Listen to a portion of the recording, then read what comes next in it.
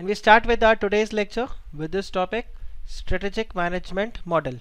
इससे पहले इस चैप्टर के अंदर हमने क्या कवर किया था? मिशन विजन वैल्यू स्टेटमेंट को देखा। क्या आप लोगों ने उसको पढ़ा? मिशन विजन वैल्यू स्टेटमेंट को इजी लगा था?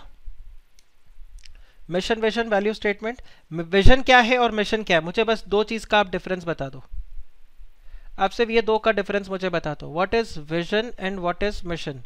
कमेंट सेक्शन में इसका आप अटेम्प्ट कर दो तो मेरे को एक साइकोलॉजिकल बेनिफिट रहेगा इससे, और I will have that psychological satisfaction that you remember. एक लाइन में अगर आपको स्प्लिट करना है तो मिशन ये होता है सर और विजन ये होता है।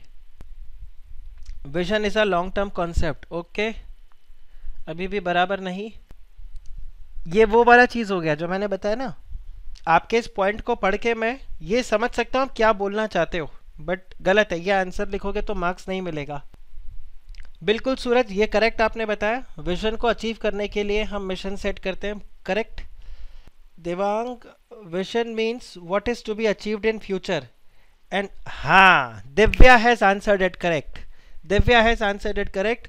आप बाकी सब जो लिख रहे हो उस पर मार्क्स नहीं मिलेगा। Vision is what or how you perceive your organization to be in future, right? Where you want to go, what you want to be in future, correct? mission क्या हो जाएगा? why are you in the market?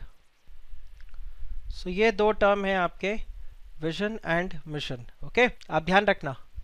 आप देखो, remember यही हमने discuss भी किया था, आई थिंक इसको लिखा भी था मैंने। Present capabilities, what the business undertakes, correct. और विजन आपका बताता है व्हाट इज योर एस्पिरेशन, क्या बनना चाहते हो, where you want to be. Okay, तो हितेश जो आपने बोला विजन कल का सोचता है, मिशन आज का सोचता है, इसका अगर लिटरल इंग्लिश करेंगे तो गलत हो जाएगा। मैंने जैसे बताया ना, आप सबने भी जो आंसर लिखा वो बात आप लोग बोलना सही चाहते हो, but what word is to be use that is very important. The exact phrase is required and that phrase you are going to get it here. Okay, चलिए फिर हम अब यहाँ पे आगे बढ़ते हैं and we start with the strategic management model.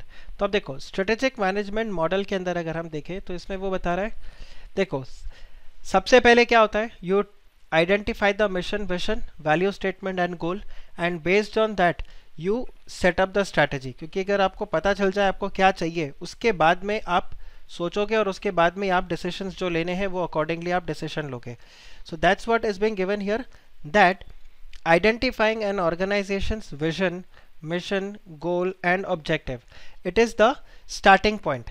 It is the starting point of the strategic management process, and every organization will have its specific vision, mission, goal, objective. और ये क्या होना चाहिए? This also should be unique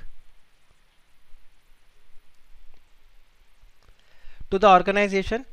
So every organization has a specific vision, mission, goal and objective, even if these elements are not consciously designed, written or communicated. So the answer to where an organization is going can be determined largely by where the organization has been. अब आप देखो, the strategic management process, this is highly dynamic and continuous. Why it is dynamic and continuous हमने last class में भी discuss किया था, because अपना जो पूरा स्ट्रेटेजिक मैनेजमेंट प्रोसेस है वो एक्सटर्नल एनवायरनमेंट फैक्टर्स के ऊपर लार्जली डिपेंडेंट होता है, और एक्सटर्नल एनवायरनमेंट फैक्टर्स जो होते हैं वो कॉन्स्टेंटली क्या होते रहते हैं? Change. So that's why the strategic management process is dynamic and continuous. Then a change in any one of the major component in the model can necessitate a change in any or all the other components, right? जैसे एक आया, कोई एक चीज में भी change हो गया तो हो सकता है उसका इम्पैक्ट दूसरी जगह पड़े। फॉर इंस्टेंस देखो, ये बेसिकली वह बता रहे जो इंटर रिलेटेड होते हैं ना कंपोनेंट्स, एक्सटर्नल एनवायरनमेंट के फैक्टर्स जो इंटर रिलेटेड रहते हैं कि एक का इम्पैक्ट दूसरे के ऊपर गिरता है, that's what is here.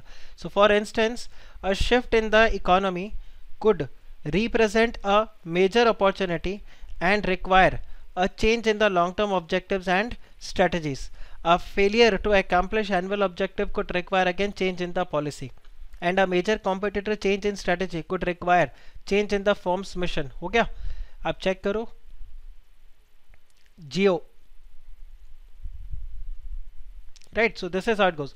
So therefore the strategy formulation, implementation and evaluation should be performed on continuous basis. ध्यान रखना comment में ये question आपको मिल सकता है in exam, right? The strategy formulation, implementation and evaluation activities should be performed on a continuous basis and not just at the year end or semi-annually. The strategic management process never ends. फिर further देखिए आपको यहाँ पर एक diagram बना के अगले page पर मिलेगा जो हमने ऑलरेडी भी देखा है यहाँ पे. The strategic management process can be studied and applied using a model. Every model represent some kind of a process. So अगले पेज पर आपको वो मॉडल आपको बनाकर दिया हुआ है. Now this model is like any other model of the strategic management which does not guarantee sure shot success but it does a clear represent. तो ध्यान रखना this model, the strategic management model, does not guarantee sure shot success but it does represent a clear and practical approach for formulating, implementing and evaluating the strategies. So as we always say that strategy बनाने से ही आप successful नहीं हो जाओगे, उसको workout करना पड़ेगा. And for that you'll have to do lot of other things as well, implementation and all. So ये part आपका आ जाता है. So the relationship amongst the major components of strategic management, this is shown in the model. तो ये देखो ये आपके पास आया. आप सबसे पहले क्या करोगे, you develop the vision, mission and objective. इसके बेसिस के बाद आप क्या करते हो, environmental analysis and internal appraisal. तो this is your S&W, this is your O&T. Based on this you generate, analyze and select the strategies. वो जो आपका M&E वाला स्टेज हो जाता है ये आ जाएगा, मीन्स एंड इवैल्यूएशन. इवैल्यूएशन के बाद आप उसको इम्प्लीमेंट करते हो और इम्प्लीमेंट करने के बाद फिर उस स्ट्रेटजी, यहाँ पर हम किसको इवैल्यूएट करते हैं, वी इवैल्यूएट द ऑल्टरनेटिव्स. यहाँ पर हम किसको इवैल्यूएट करते हैं, जिस स्ट्रेटजी को हमने इम्प्लीमेंट किया उसको हम यहाँ पर इवैल्यूएट करते हैं. Based on that we get feedback और ये वर्क करता है, जिसमें अगर आप ध्यान से चेक करो तो ये आपका पूरा फॉर्मुलेशन का पार्ट है. तो फॉर्मुलेशन में क्या क्या चीज़ें आ जाती है, फॉर्मुलेशन में 3 चीज़ें आ जाएंगी. एक तो आपका developing the mission, vision and value statement, ये आएगा. दूसरा आपके फॉर्मुलेशन के अंदर क्या आ जाएगा, we will talk about the strength and the weakness of the organisation, जिसको हम बोलेंगे organisational internal appraisal. And we will talk about the opportunities and the threat which is from the external environment. और इसके basis के बाद आप क्या करते हो, अलग अलग स्ट्रेटजीज को आइडेंटिफाई करते हो. तो ये सब आपका फॉर्मुलेशन में आता है. Then you have the implementation, जो इम्प्लीमेंटेशन ही है, and evaluation, this is again your strategic evaluation and control. So the strategic management process is not clearly or not cleanly divided and neatly performed in the practice as the strategic management model suggests. Strategists do not go through the process in a lockstep fashion. So ये basically वही बता रहा है आपको, it's not relevant. चलेगा, नहीं भी पढ़ेंगे तो चलेगा. सिंपली आपका क्या रहता है ऑर्गेनाइजेशंस के अंदर, इसी तरह से, ऐसा नहीं कि बिल्कुल इसी तरह से काम चलता है, ठीक है. अकॉर्डिंगली ये हैपेजर्ड होता है, वो ये नहीं बोलेगा तो भी मालूम है, right. Okay, so strategic management model के ऊपर अगर क्वेश्चन आए तो what you have to remember is this, ये आपको याद रखना. इसमें मुझे लगता है आपको इसके ऊपर कमेंट का क्वेश्चन आ सकता है, right. Why it is dynamic and continuous, right. तो ये आपको आंसर करना होगा. या फिर जो स्टेजेस होंगे, अब स्टेजेस जो है वो देखो यहाँ पर आपको डिटेल में डिस्कस किया हुआ है. Whatever we have studied there वही डिटेल में यहाँ पे दिया हुआ है. तो सबसे पहले क्या रहेगा, the organisation will have to. अब एक चीज़ देखो, ये पेज नंबर 17 पे शुरू हो रहा है, ठीक है. तो लगभग अगर आप देखोगे तो ये 3, 3.5, 4 पेजेस का आपका पूरा आंसर बनता है. सो आप देखो ये एक आपका यहाँ से शुरू होता है. चलो मैं इस पेज को नहीं गिनता हूँ. तो ये एक पेज पूरा, ये सेकेंड पेज, ये थर्ड पेज पूरा, ये फोर्थ पेज, और फिर ये थोड़ा सा इधर. तो ऑलमोस्ट 4.5 पेज का आपका ये पूरा स्टेजेस होता है. एग्जाम में ये क्वेश्चन आएगा तो ये 5 मार्क्स के लिए आएगा. अब 5 मार्क्स के लिए आप 4.5 पेज, वो भी मॉड्यूल का, नहीं लिखोगे.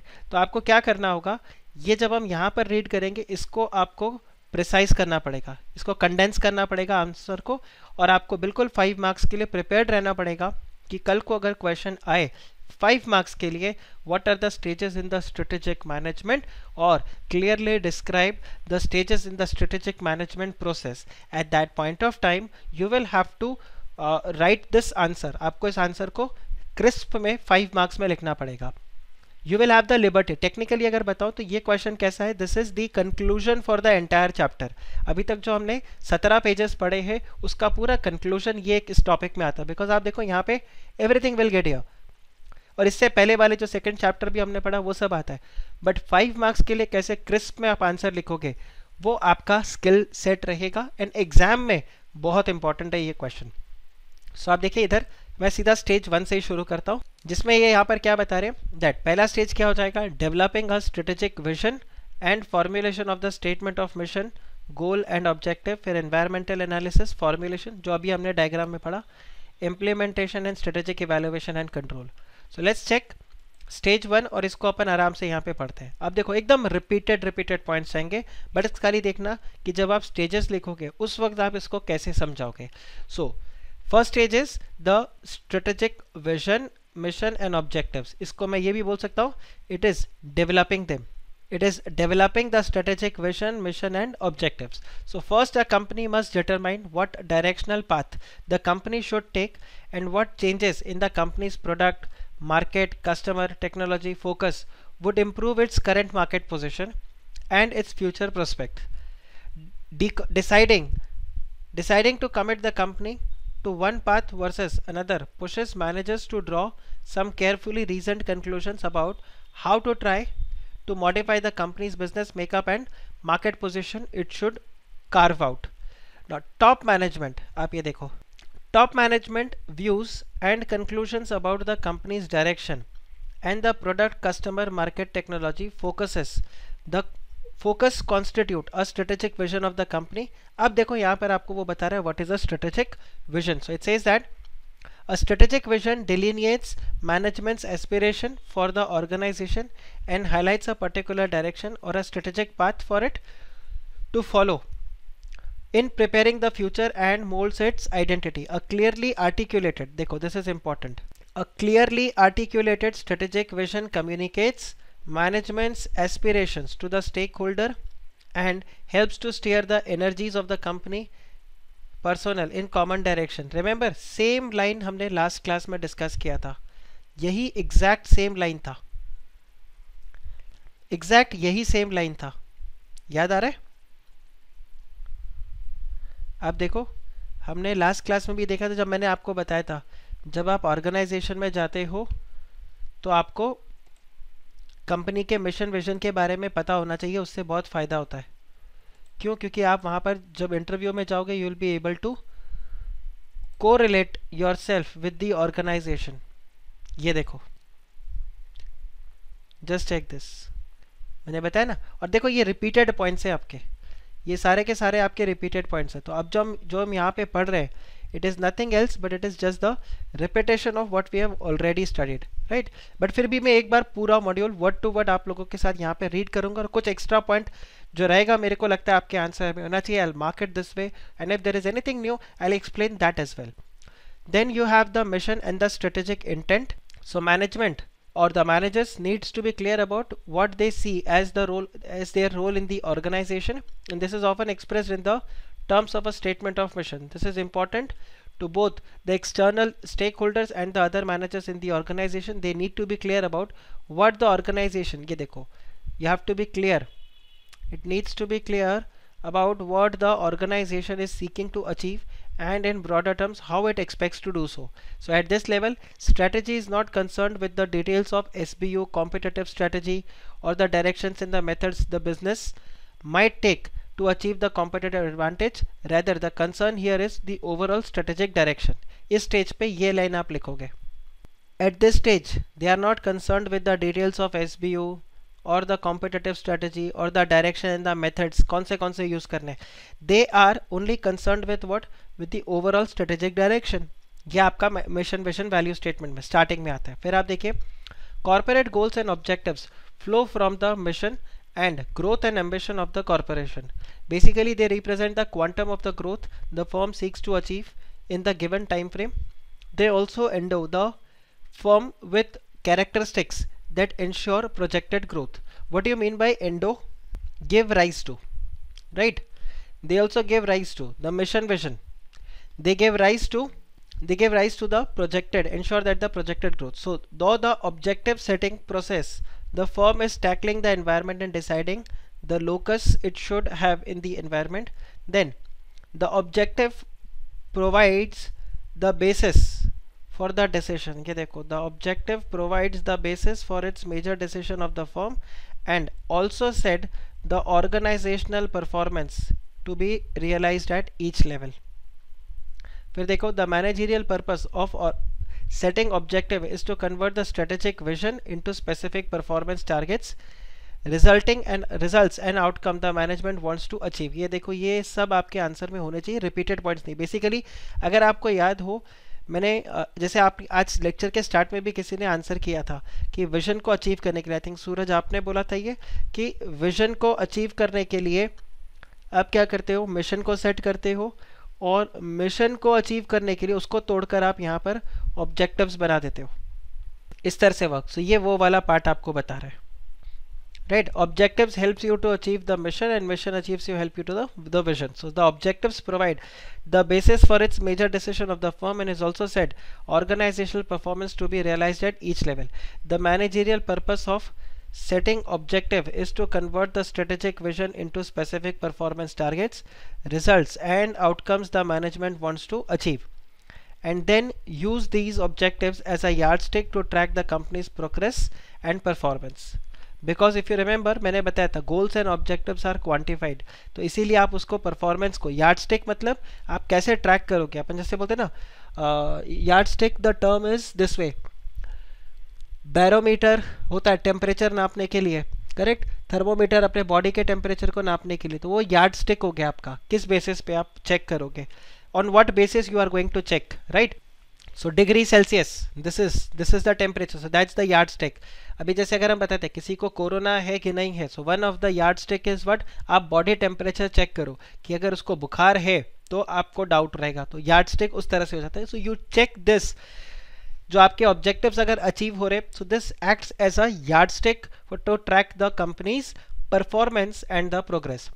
Ideally, managers ought to use the objectives setting exercise as a tool for truly stretching an organization to reach its full potential. So challenging company personnel to go out and deliver big gains in performance pushes an enterprise to be more inventive and exhibit some urgency in improving both its financial performance and business position and to be more intentional focused in its action. If you remember last class के अंदर एक और term आया था that your mission vision should be challenging.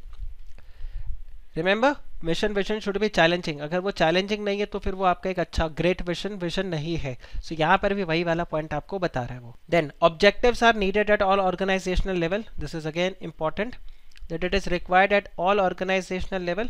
So objective setting should not stop with the top management establishing a company-wide performance target.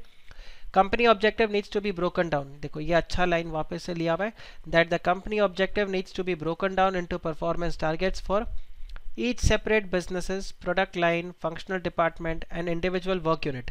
Then company performance can't reach full potential unless each area of the organization does its part and contributes directly to the desired company-wide outcome and result. So this is fine. Then this means setting performance target for each organizational unit then that support rather than conflict with, or ये देखो, this is good. Setting performance targets for each organization unit that support rather than conflict or negate with the achievement of the company-wide strategic and financial objectives. This will help you to avoid conflict of interest or avoid conflict within the organization. तो एक organisation के अलग अलग departments, उसी में आपस में क्या होता रहेगा, कॉन्फ्लिक्ट होता रहेगा. तो ये वाला चीज़ है. अभी राजस्थान गवर्नमेंट में जैसा हो रहा है, ये एग्जैक्टली वही काम हो रहा है. हर कोई पीएम बनने के लिए, सीएम बनने के लिए रेडी है वहाँ पे, right. So this is how it goes.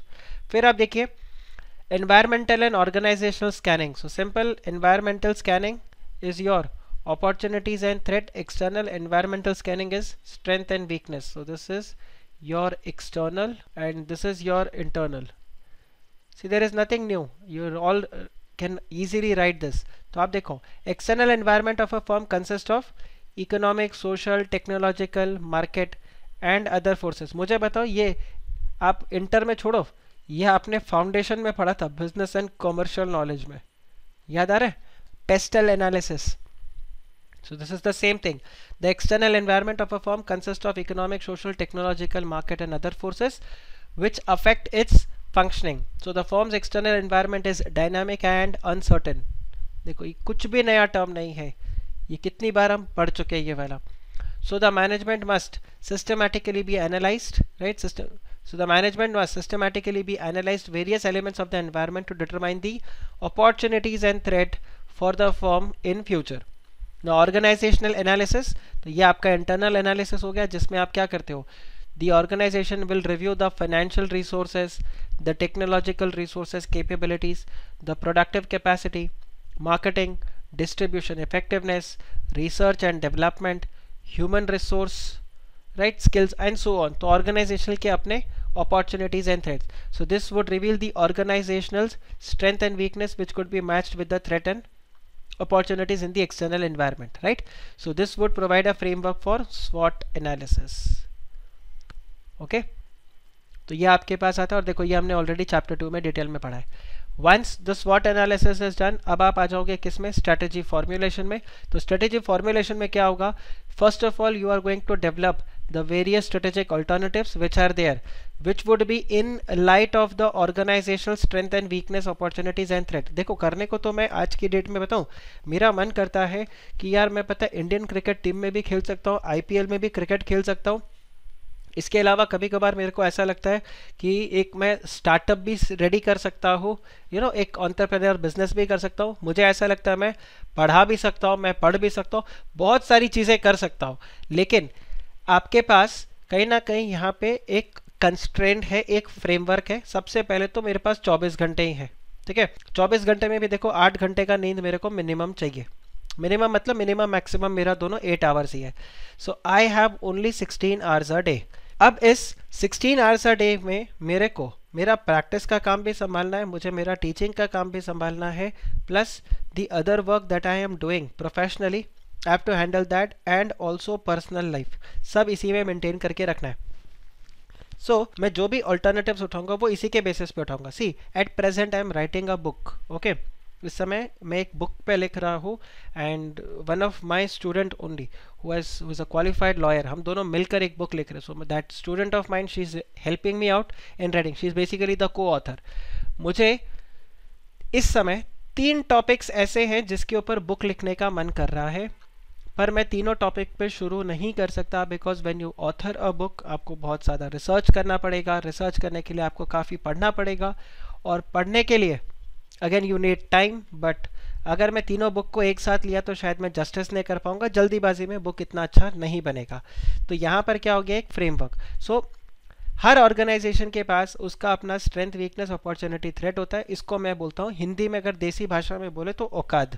औकात अनुसार आप स्ट्रेटेजिक ऑल्टरनेटिव्स ढूंढोगे और उसके बाद में सेकेंड स्टेप आपका क्या रहेगा, आप उनमें से जो बेस्ट ऑल्टरनेटिव होगा उसको सेलेक्ट करोगे. So the second step is to do the deep analysis of all the strategic alternatives which are there and then choose the most appropriate alternative which will serve as the strategy of the firm. अब ये करते वक्त कुछ कुछ questions है जो उसको ध्यान में रखने चाहिए, वो पूछेगा, और ये वो कुछ कुछ क्वेश्चंस है. आप एक बार इसको रीड कर लो.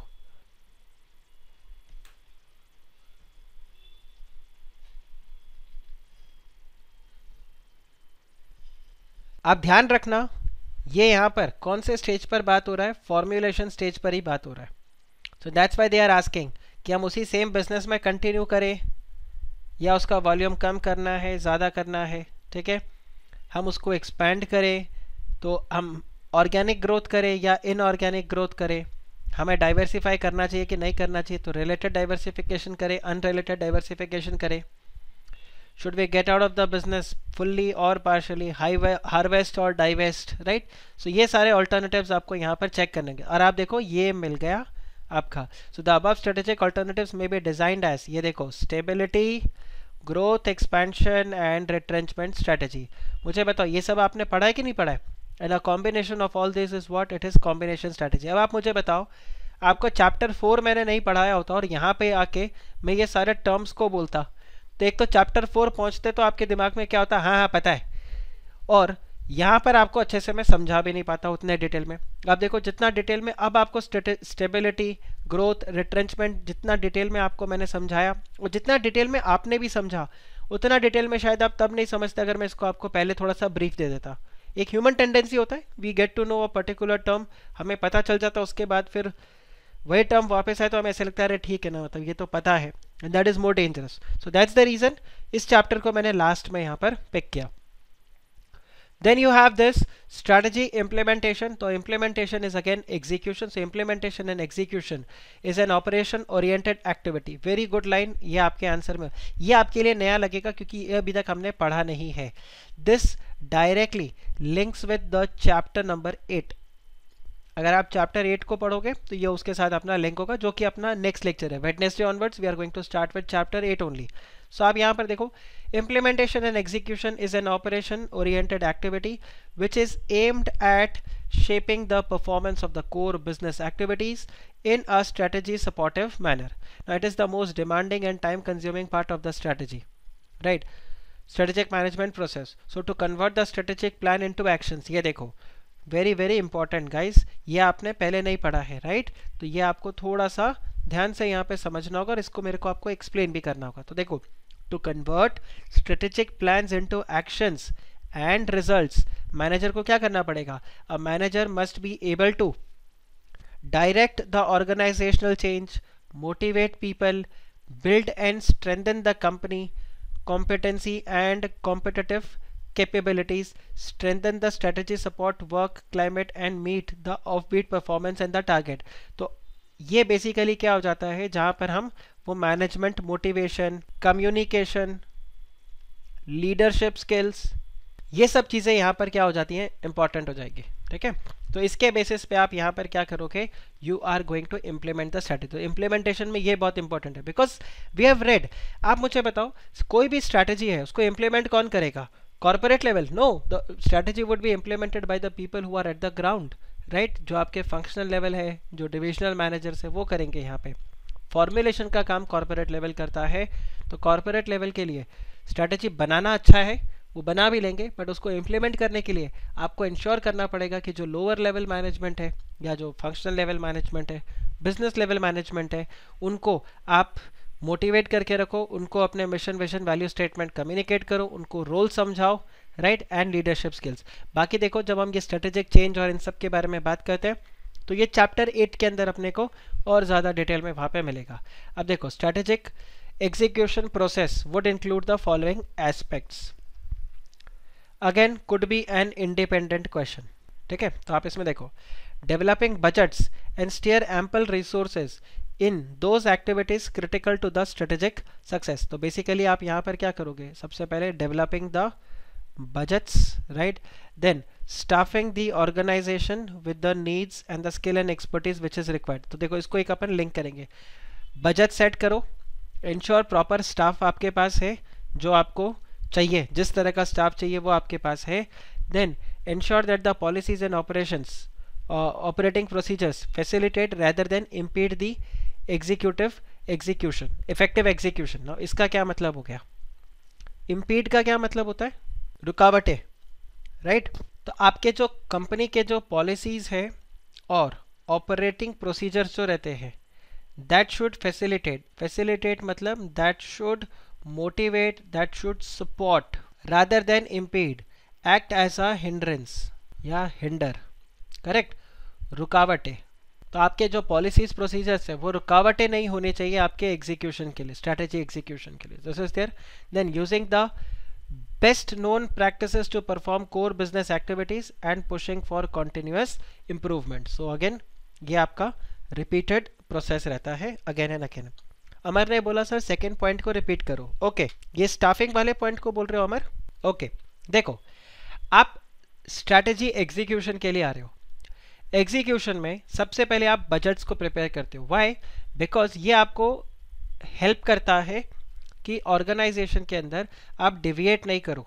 ठीक है, कई बार जैसे होता है ना, बजट्स कि कोई भी चीज़ एक्सेस में नहीं जाए, कोई भी चीज़ डेफिसिट में नहीं हो, तो एक वो बजटेड रहेगा. That's why it's important. This is the first stage of strategy execution, to develop the budgets, right? दूसरा आता है staffing needs of the organisation.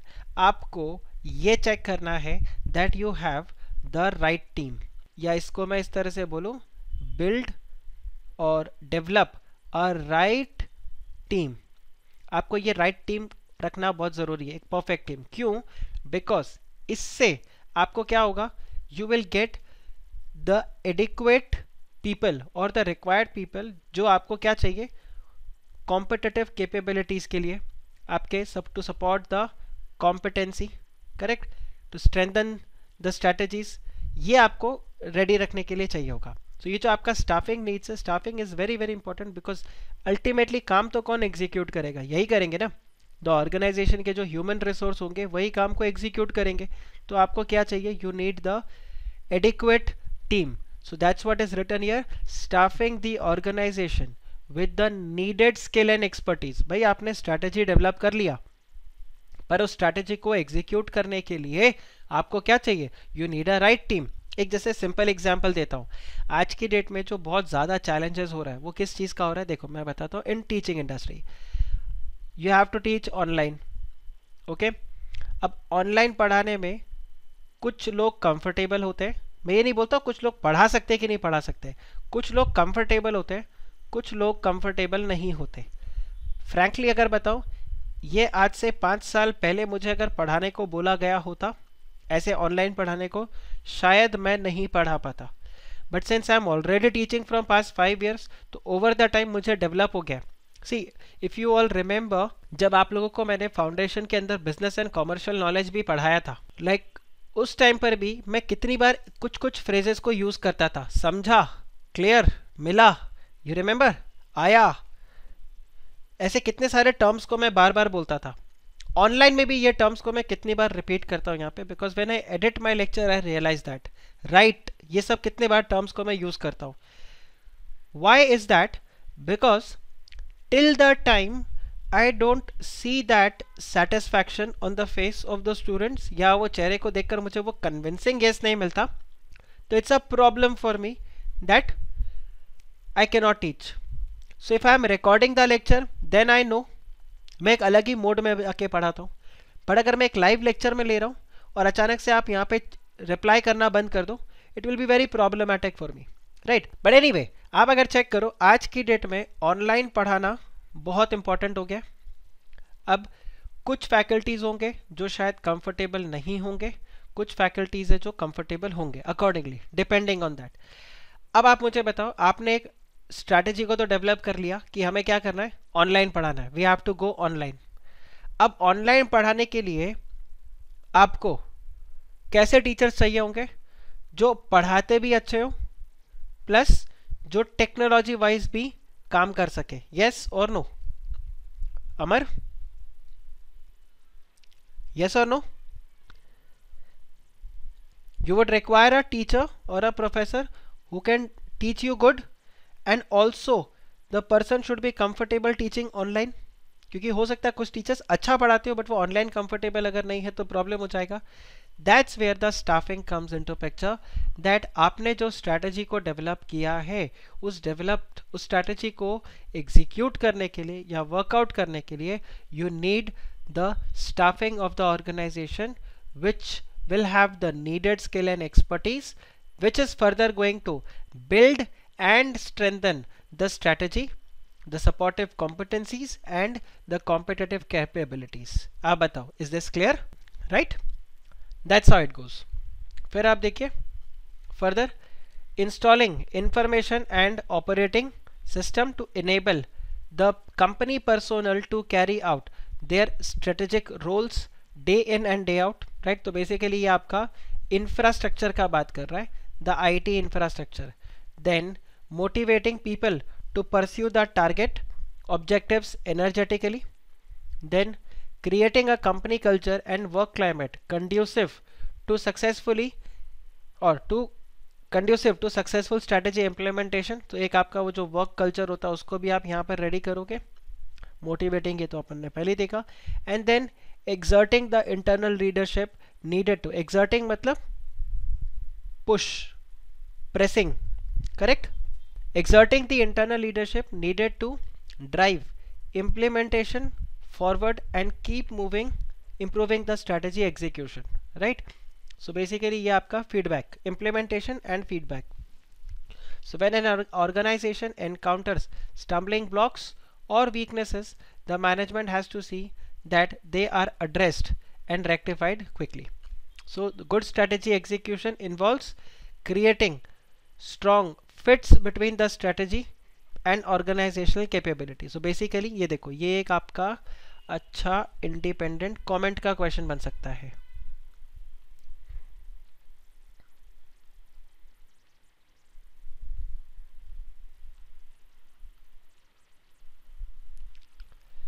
That strategy execution involves creating a strong fits, basically creating a strong nexus connection between the strategy and the organizational capabilities, between the strategy and reward structure, and between the strategy and internal operating system, and between the strategy and the organizational culture and work climate, right? And that is the reason I said ये question आपको मिलेगा पूरा independent question.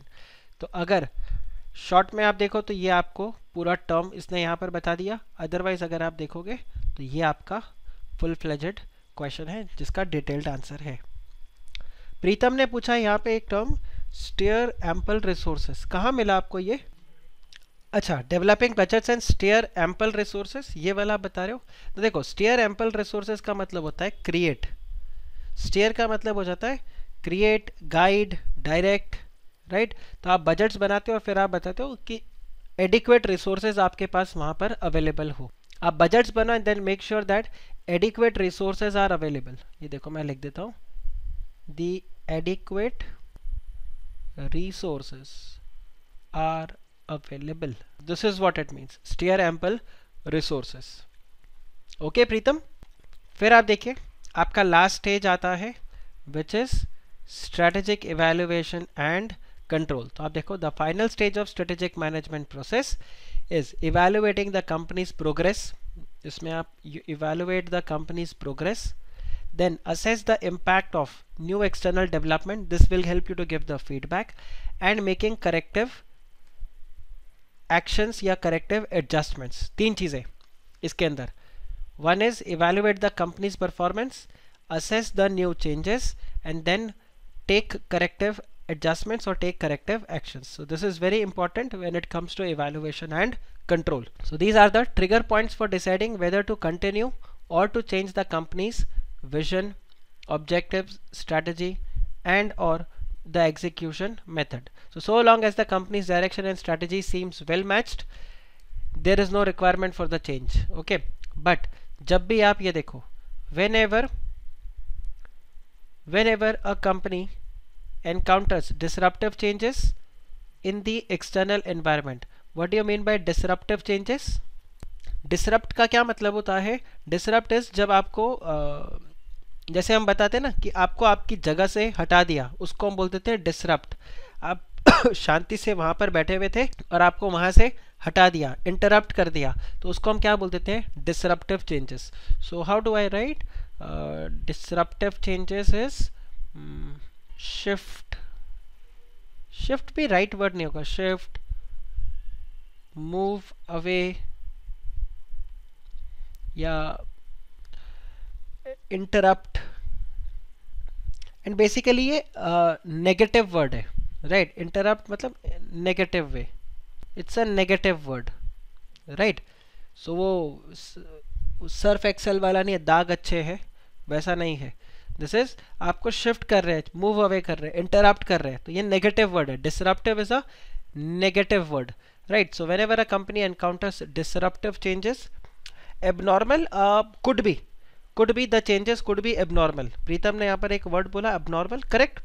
It could be abnormal भी हो सकता है. So the change could be abnormal and it could also be very normal, right. So whenever a company encounters any disruptive changes in the external environment, then question needs to be raised about the appropriateness of the directions and strategy, कि वो बराबर चल रहा है कि नहीं, right. कि आपको चेक करना पड़ेगा कि देखो यहाँ पर चेंज हो गया है, अब हमें देखना होगा कि ये बराबर काम कर रहा है कि नहीं कर रहा है, या जो स्ट्रैटेजी हमने बनाया वो वर्क कर रहा है कि नहीं कर रहा है.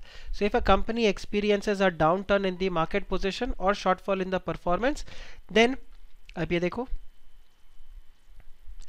then the company managers are obligated to ferret out whether the causes relate to poor strategy or poor execution or for both, and then to take corrective actions. अभी ferret out का क्या मतलब होगा? पता करना.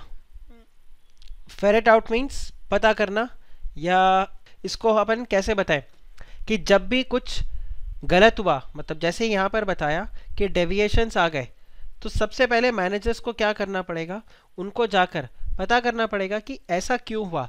मतलब ये स्ट्रेटजी हमने खराब बनाया था, या उसको खराब तरीके से एग्जीक्यूट किया था, या दोनों में ही प्रॉब्लम था, एंड उसके हिसाब से फिर आप क्या करते हो, करेक्टिव एक्शंस लेते हो. तो फेरेट आउट मतलब पता लगाओ, और to find out. Then a company's, ध्यान रखना ये लाइन काफ़ी अच्छा है परफॉर्मेंस एंड इवैल्यूएशन के लिए, एग्जीक्यूशन एंड इवैल्यूएशन के लिए, ये आपका अच्छा पॉइंट है यहाँ पे 5th स्टेज के लिए. Don't skip it out in the answer. Then a company's direction, objective and strategy have to be revisited anytime external or internal conditions warrant. It is to be expected that a company will modify its strategic vision, direction, objectives and strategy over a time. Right? तो ये देखो, company will have to, because external environment में changes आएंगे, और जब changes आएंगे तो इनको ऐसे workout करना होगा. फिर आप देखिए proficient strategy execution, effective, efficient. Proficient, proficiency level मतलब प्रो लेवल जिसको हम बोलते हैं. प्रोफिशिएंट मतलब expert, expert level.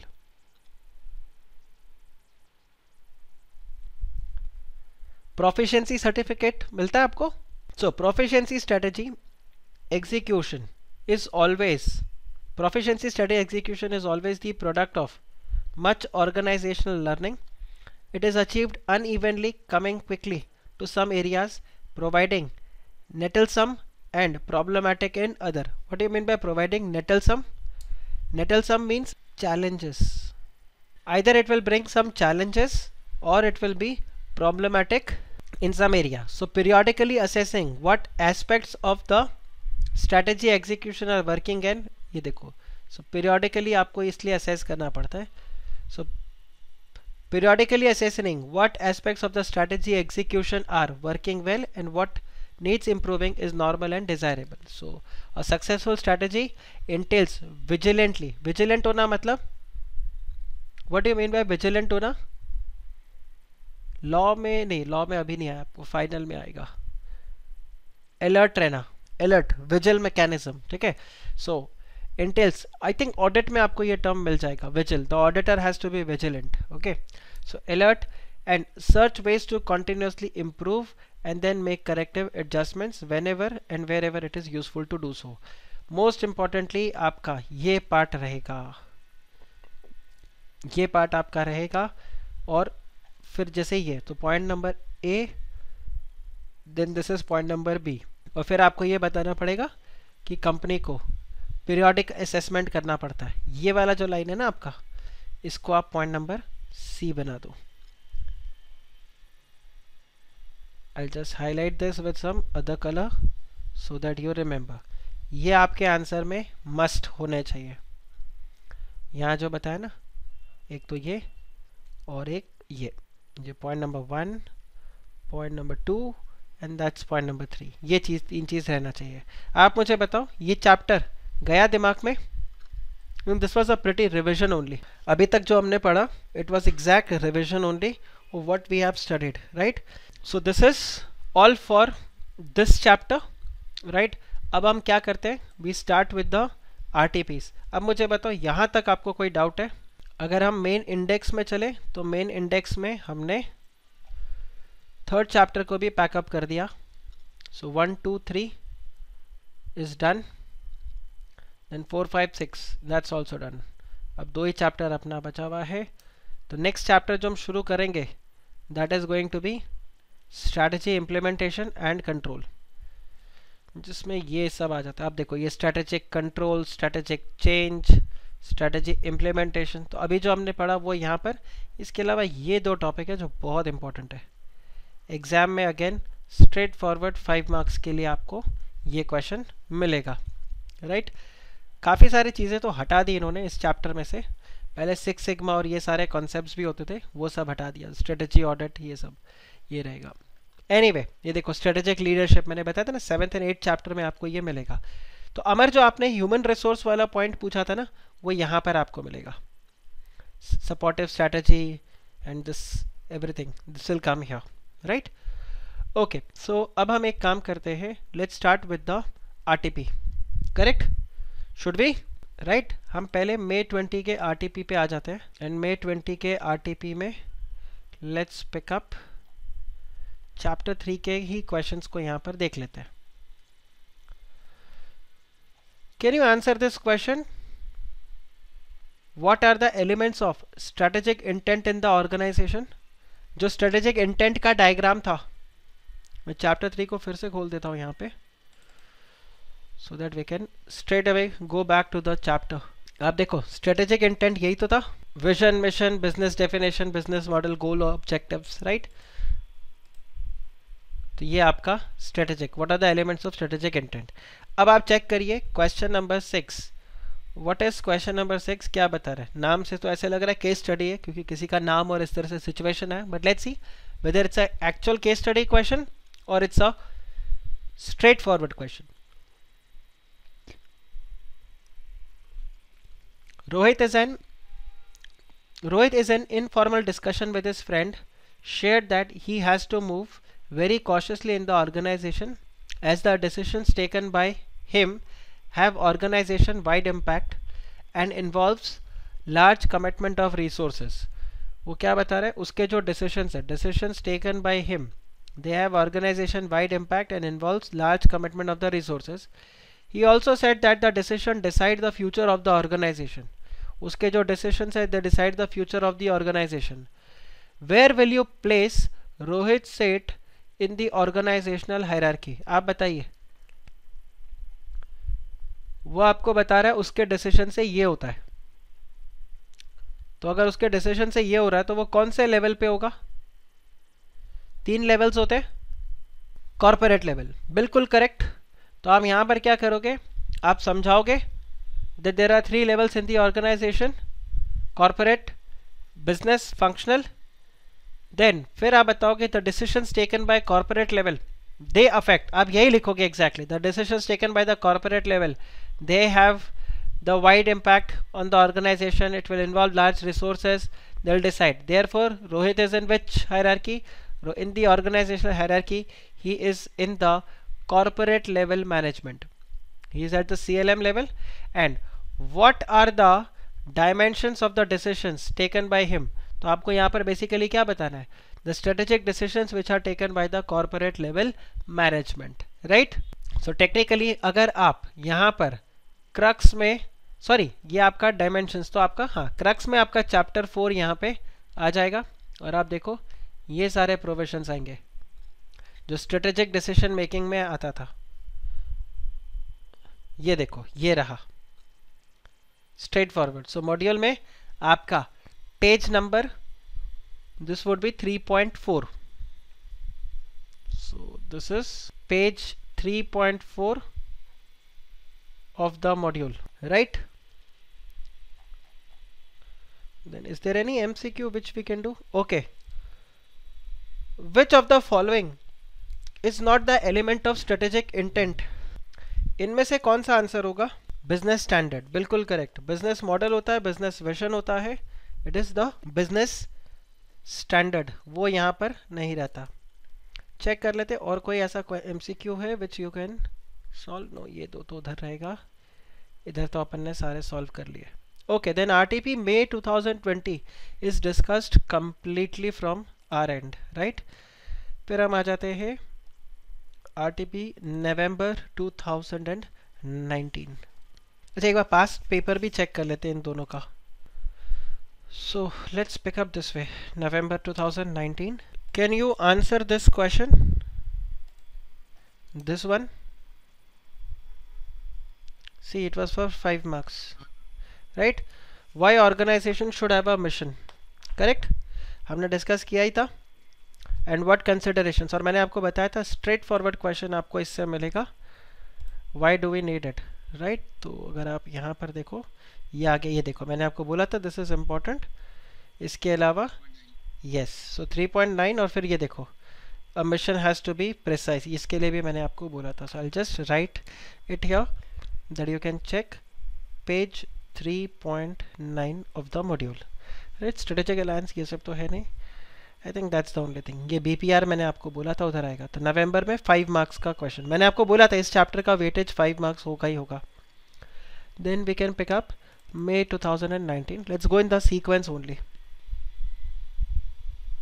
What are the characteristics which must be possessed by objectives to be meaningful to serve the intended role? Again, module से direct question है ये आपका। अगेन ये आपका मॉड्यूल से डायरेक्ट क्वेश्चन आ जाएगा। आप देखो ये गोल्स एंड ऑब्जेक्टिव्स, ये देखो अगेन इस पे भी मैंने आपको बताया था स्ट्रेट फॉरवर्ड क्वेश्चन, बिल्कुल स्ट्रेट फॉरवर्ड क्वेश्चन है ये आपका। ये रहा, the objective should be challenging, time frame, concrete, everything, remember? So this again I write page number 3.14। आप देख रहे हो एकदम स्ट्रेट फॉरवर्ड क्वेश्चंस आपको मिले इस चैप्टर से। Then ये सब तो लास्ट में आता है। ये देखो दिस इज अनदर, अपना जो नेक्स्ट लेक्चर शुरू होगा ना वो इसी से शुरू होगा। रिमेंबर मैंने आपको डॉलर लगा के रखा था, आज ये डॉलर को रिडीम कर लेते हैं। 2 मार्क्स के लिए आपको पूछा है present a diagrammatic representation of strategic management model, cake walk for you, easily बन जाएगा ये, राइट? फिर vision is one of the strategic intent, element of strategic intent, answer is yes. और उसके बाद में आप क्या बताओगे? विजन को समझाओगे, राइट? देन ये देखो बीपीआर एंड बेंचमार्किंग मैंने बोला था ना, फिर इस पे क्वेश्चन आया हुआ है, ये अगले चैप्टर में मिलेगा। कॉर्पोरेट कल्चर अपने को नेक्स्ट चैप्टर में आएगा, strategic change, BPR. Okay, so this is fine, that's it from November 2018। Let's pick up May 2019, which is left I think, November 2019, ये भी May 18 is left, May 18 is left। ये देखिए strategic vision, again 2 marks, describe the term strategic vision। फिर अगर आप देखोगे haven't we discussed this paper, because यहाँ पे देखो ये आ गया आपका corporate culture वाला, is always identical in all the business organization। I think that's it, इस पे और कोई क्वेश्चन नहीं आया है। So this is from the past paper। Let's pick up then RTP May 2019। Yes, ये था अपने पास। Let's look for, okay, इसका आंसर बताइए। I think we can answer this MCQ। What will be the answer for this? Hitesh, vision कल का सोचता है, mission आज का सोचता है, बताओ इसका answer. Goal, correct, mission, why you are in the organisation, I mean why you are in the, हाँ इसीलिए तो मैंने बोला ना आज का सोचता है कल का सोचता है, that's how, not a problem. फिर आप देखिए there is any other question which we can solve in MCQ? No, it's not there। Okay, with the help of a model explain the strategic management process। तो हमने जो आज की class में finish किया, जो मैंने आपको बोला था 5 मार्क्स के लिए आपको प्रिसाइसली एक आंसर रेडी करना पड़ेगा, ये this is that question, right? Now let's check this the main question. यहाँ पर क्या बोल रहा है? Mister Raj has been hired as the CEO in XYZ Limited, a FMCG company which has diversified into affordable cosmetics। The company intends to launch Feel Good brand of cosmetics। XYZ wishes to enrich the lives of the people with the product that are good for the skin and produced in ecological beneficial manner using herbal ingredients। Draft a vision and mission statement that may be formulated by Raj। इसका मैं answer आप लोगों से homework में expect करता हूँ।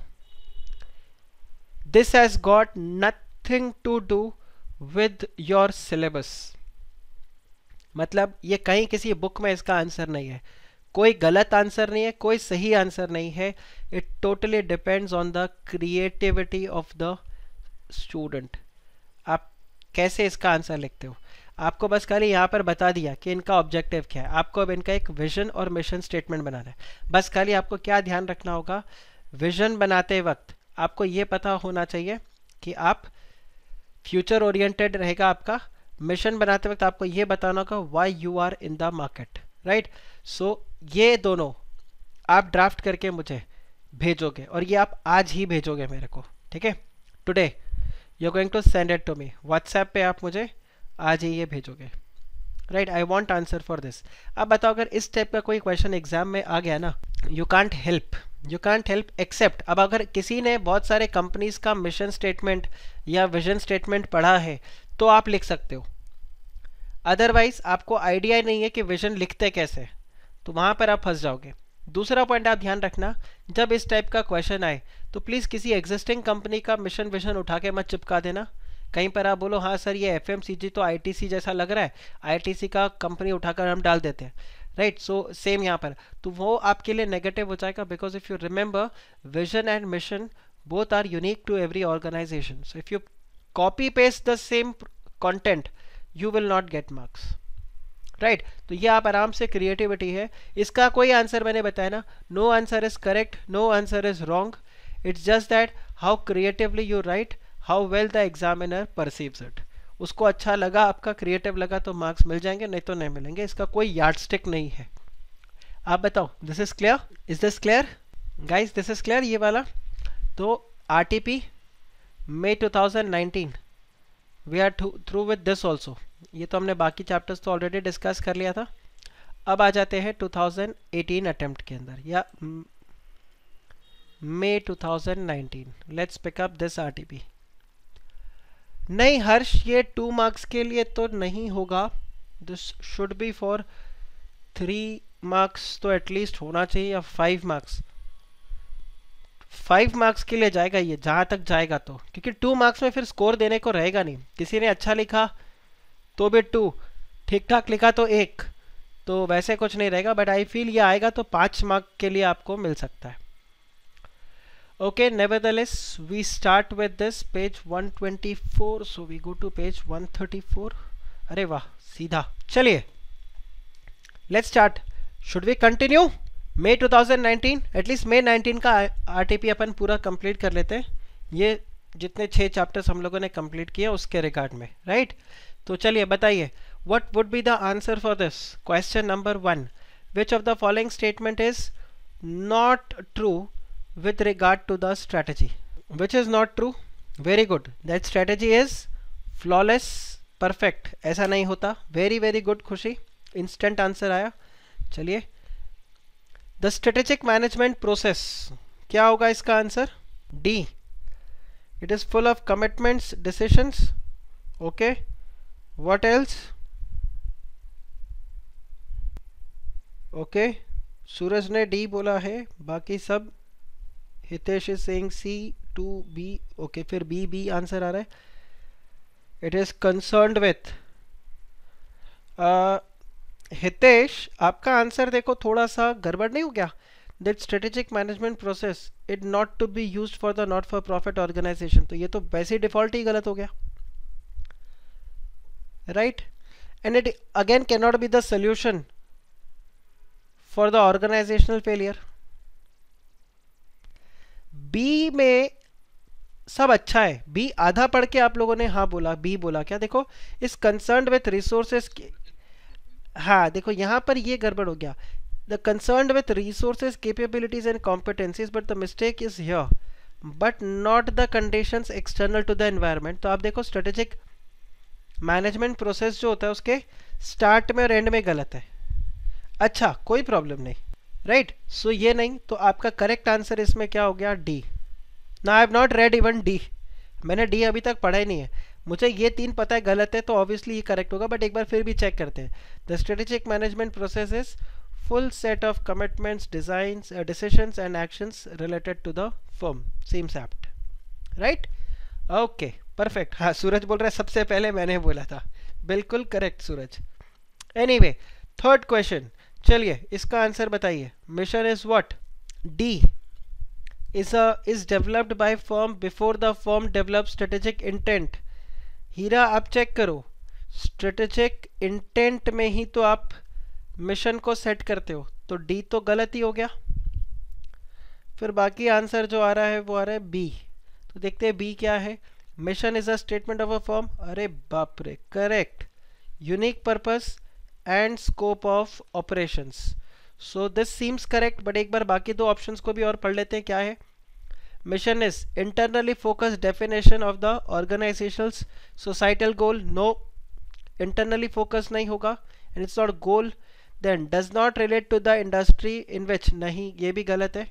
Mission is what? It is a statement of the firm which is unique purpose and scope of its operations। okay, very good। Fourth बताइए क्या होगा इसका answer. a dash consists of those of rival firms and competitive approaches and positions of the market। इसका answer correct आना चाहिए, इसका answer correct आना चाहिए क्योंकि ये 2-3 बार अपन ने डिस्कस कर लिया है। Very good. Strategic group, strategic group, okay. चलिए, according to C.K. Prahlad and Gary Hamel, major core competencies are identified in 3 areas। क्या क्या है? फिफ्थ का आंसर, ये भी आपका करेक्ट आना चाहिए। अच्छा, मुझे बताओ कौन से चैप्टर से है ये क्वेश्चन, फिर मैं वो मॉड्यूल का चैप्टर खोल देता हूँ। अच्छा, आप सब ए बोल रहे हो, कौन से चैप्टर से है ये क्वेश्चन मुझे बताओ तो, मैं वो चैप्टर का एक बार मॉड्यूल रेफर करना चाहता हूँ, मुझे याद नहीं आ रहा। फिफ्थ का ए बता रहे हो।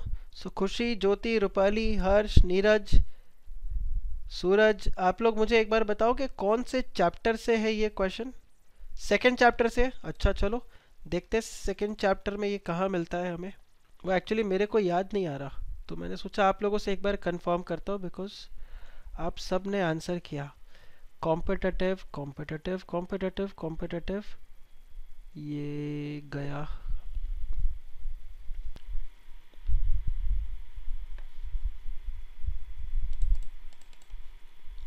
ये रहा sir answer, competitor, differentiation, customer value and application to the other market. और आप ये देखो, ये आ गया।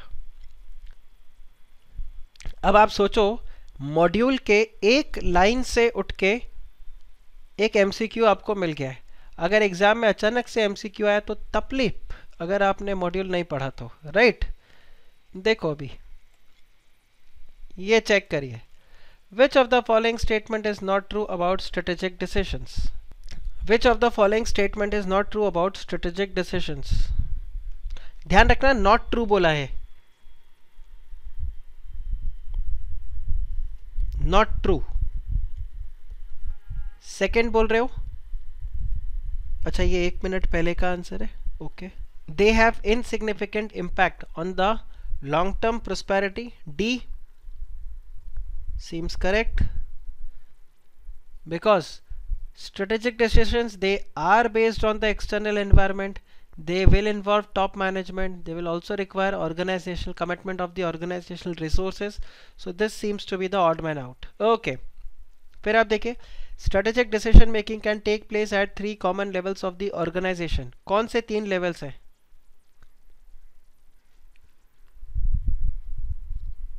ये तो मतलब नींद में उठा के कोई चमाट मार के भी पूछे तो भी करेक्ट कर दोगे आंसर। चलिए जी, good. Strategic, business and functional, okay. Which of the following is not a diversification strategy? बताइए 8th का आंसर। ये भी ऐसा क्वेश्चन है, नींद में उठा के कोई जोर से चमाट मारे तो भी आप आंसर कर दोगे। वर्टिकल डाइवर्सिफिकेशन, अगर आप देखो ना तो ये दोनों एक ही है। वर्टिकल डाइवर्सिफिकेशन भी, देव यूज द वर्ड डाइवर्सिफिकेशन, कोई प्रॉब्लम नहीं। एक बार यहाँ पर जाके चेक करते हैं। डाइवर्सिफिकेशन में वर्टिकल, हॉरिजॉन्टल है, कोसेंट्रिक भी है, कॉन्ग्लोमरेट भी है। This means which is not, ये नहीं है, को जेनेरिक नहीं है। आप ये देखो, कोसेंट्रिक है, कॉन्ग्लोमरेट है, वर्टिकल भी है, हॉरिजॉन्टल भी है, बट कोसेंट्रिक नहीं है, को जेनेरिक नहीं है। तो आपका ये करेक्ट आंसर हो गया, ये करेक्ट आंसर हो गया। Okay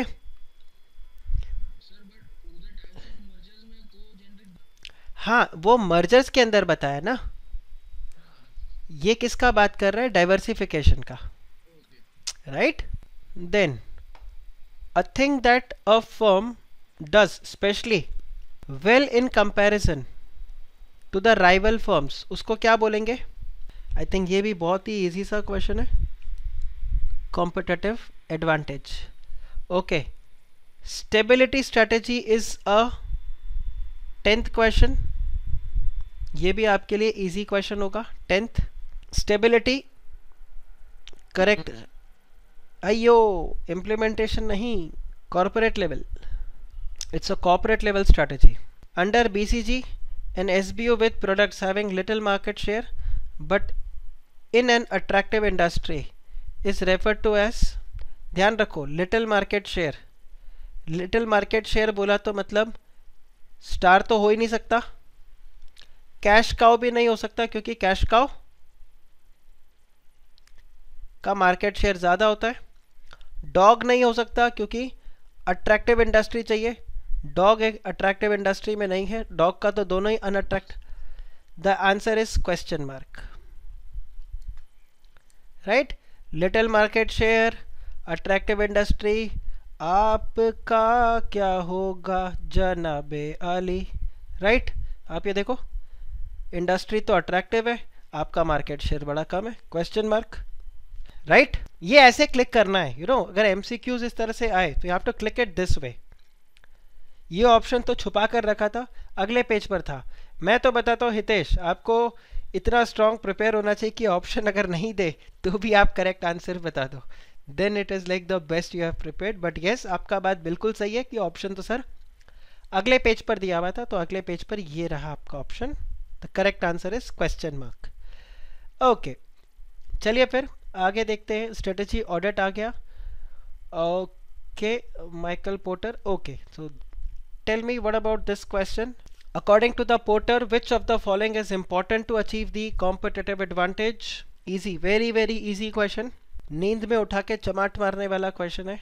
very good, very very good. Sana, Jyoti, Devang, Karishma, correct. Differentiation and cost advantage. Okay, what will happen in case many new businesses enter in the market? क्या होगा अगर बहुत सारे राइवल फर्म्स एक साथ आ गए तो क्या होगा? what will happen? very good, the competition is going to intensify. very very good. then marketing strategy is the following type of strategy. कौन से चैप्टर में पढ़ा था आपने इसको? Very good. अयो 12B, ये 12 थोड़ी ना, 15 है तो। Functional strategy, very very good. Then which of the following situation will most likely suit a transformational rule? ये तो अपने को देखना नहीं। कर्ट लोवेंस मॉडल चेंज, ये भी अपना नहीं है। Organization acquires its supplier is the example of conglomerate, तो नको, horizontal भी नको, supplier तो backward हो नहीं सकता। ये करेक्ट आंसर है आपका, बिल्कुल करेक्ट। अच्छा सॉरी, सप्लायर को अक्वायर किया ना, तो ये आपका आंसर हो जाएगा बैकवर्ड। यस, बिल्कुल बिल्कुल, ये करेक्ट आंसर आपका। नींद में उठा के चमाट मारो, हाँ बिल्कुल, मतलब जो आपको एकदम अच्छे से आता है उसको मैं ये बोलता हूँ कि नींद में उठा के चमाट मारो और पूछो, you will be able to answer. ये भी हाँ बिल्कुल वैसा ही क्वेश्चन है। Okay, it's now there are good number of question, 13 question है। 13 क्वेश्चन आज तो नहीं होगा। चलो एक काम करते हैं, आज फिर यहीं पर एंड करते हैं।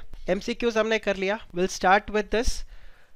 नेक्स्ट लेक्चर में, नेक्स्ट लेक्चर ऑनवर्ड्स अपन ऐसा करेंगे, we will divide the class into this way, 1 hour for the chapter number 7 and 1 hour will do the RTP. इस तरह से करके तो अपना सिलेबस और आरटीपी दोनों साथ साथ में कवर हो जाएगा, right? So that's it for today's lecture. Enjoy the weather, take care, bye bye, and don't forget to like, subscribe and press the bell icon. Yes or no?